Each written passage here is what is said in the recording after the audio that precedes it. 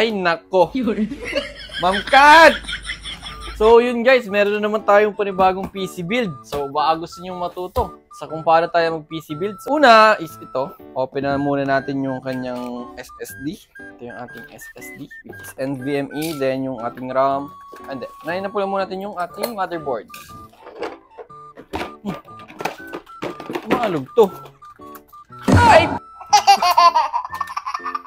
Kaya pala, ano ba itong mga to? Tingnan natin muna guys kung ano yung... Oh!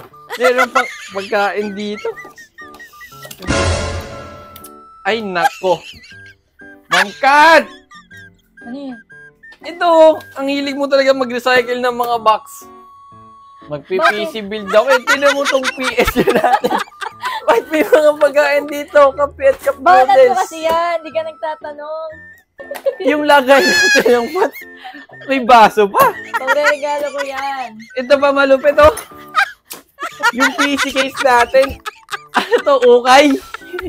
Itong pinapakilaman. Hiningi ko to kay sir.